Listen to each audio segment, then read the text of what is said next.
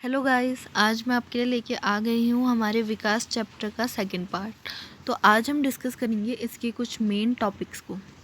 तो देखिए, हमने अपना चैप्टर पढ़ा विकास, जिसमें हमने जाना कि प्रति व्यक्ति आय क्या होती है, लोगों की विकास के प्रति धारणता क्या होती है।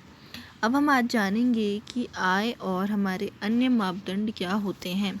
आय और अन्य मापदंड, आय के बहुत से मापदंड होते हैं। देखिए, हमने एक मापदंड जाना था हमारे विश्व बैंक का, कि विश्व बैंक हर देश की आय के द्वारा, कि लोग कितनी आय है लोगों की, उसके द्वारा हमारा वर्गीकरण करते हैं कि कोई देश कितना अमीर है और कौन कितना गरीब है।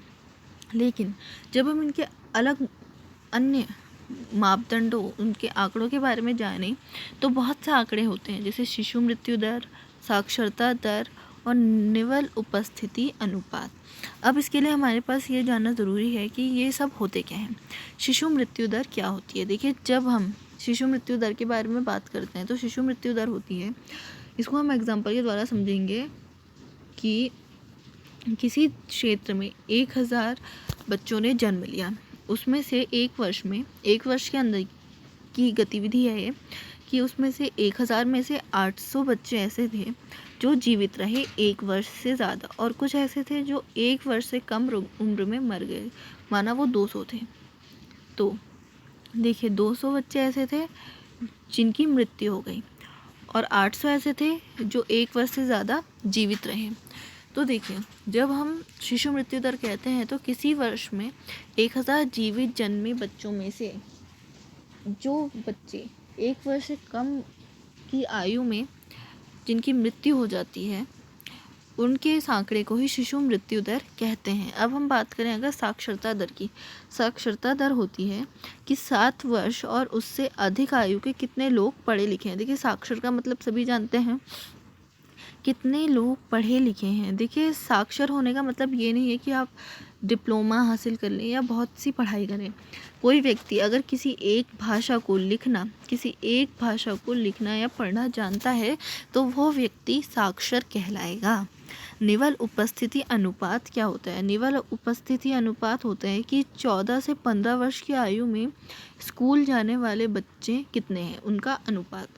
तो देखिए, जब हम इन मापदंडों को देखें तो ये मापदंड हमें अलग अलग क्षेत्रों द्वारा मिलते हैं और इससे एक अच्छा आंकड़ा प्राप्त होता है।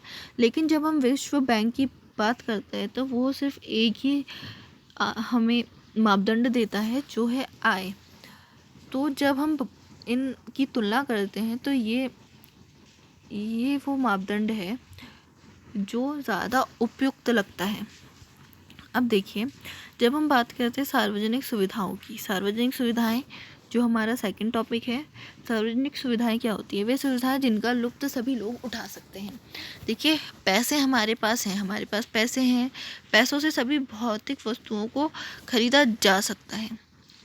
पर यह बात भी सभी को माननी पड़ेगी कि भौतिक वस्तुओं को खरीदने के लिए आपको कोई साधन तो चाहिए। माना पैसा एक साधन है, पर अगर आपको पढ़ाई करनी है तो आपको स्कूल की ज़रूरत पड़ेगी।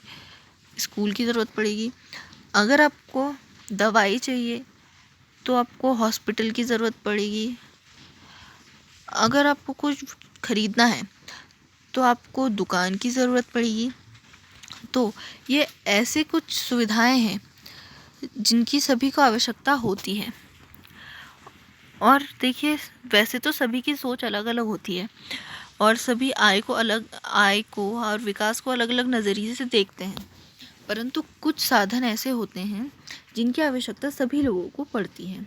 अब देखिए, अगर हम मानव विकास रिपोर्ट की बात करें तो मानव विकास रिपोर्ट हमें कुछ ऐसे आंकड़े देती है जिनसे हमें पता चलता है कि किसी देश में किसी मनुष्य का विकास कैसा हो रहा है, वो कितना पढ़ा लिखा है, उसका स्वास्थ्य कैसा है, उसकी स्थिति कैसी है, उसकी आय कितनी है, वो कितना पढ़ा लिखा है। ये सब हमें मानव विकास रिपोर्ट द्वारा पता चलता है। तो मानव विकास रिपोर्ट हमें बताती है अलग अलग आंकड़ों द्वारा कि किसी देश का, किसी व्यक्ति का विकास किस प्रकार से हो रहा है। देखिए, ये वर्ष 2017 के हमें भारत और उसके पड़ोसी देशों के आंकड़े दिए हैं। तो जब हम विश्व बैंक की बात करते हैं तो वो तो हमें सिर्फ आय का मापदंड देता है, लेकिन जब हम इनकी बात करते हैं अलग अलग मापदंडों की, तो ये हमें बताता है कि किसी देश में कितने लोगों की क्या आय है, जन्म के समय संभावित आयु, विद्यालय औसत आयु, विश्व में मानव विकास सूचकांक। तो देखिए इस पे हमें 4 मापदंड दिए हैं, लेकिन विश्व बैंक सिर्फ एक मापदंड जो क्या होता है, सिर्फ हमारी आय, उसके द्वारा जब हमें भिन्न बना देता है, इससे हमें विकसित या अविकसित सिद्ध कर देता है, तो ये इसे एक अच्छा मानक नहीं माना जाता है। तो देखिए हमने पड़ोसी देशों के आंकड़े जान लिए। अब देखिए विकास की धारणता, लोग विकास के बारे में क्या सोचते हैं। आज के समय में लोग यही सोचते हैं कि विकास क्या है, कि हम तेज़ी से विकास करें, प्रोग्रेस करें, तो ये विकास है। पर हमारी प्राकृतिक संसाधनों का दोहन ये करना सबसे ज़्यादा गलत होता है। क्यों होता है गलत, वो हम जानेंगे। अब देखिए हमारे देश में कच्चे तेल के कितने भंडार हैं।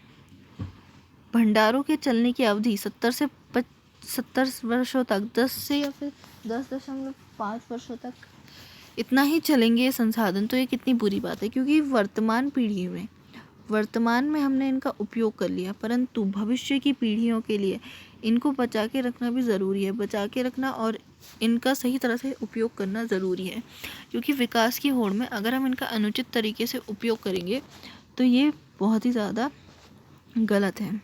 तो देखिए पर्यावरण की रक्षा करना और विकास की ओर अग्रसर होना, ये दोनों आपस में कनेक्टेड हैं। तो इन दोनों ही चीज़ों का ध्यान रखना हमारे लिए बहुत ज़्यादा ज़रूरी है। तो इसी के साथ हमने हमारे चैप्टर विकास को पूरी तरह से स्टडी कर लिया है और हमारे चैप्टर कंप्लीट हो गया है। Thank you so much for watching.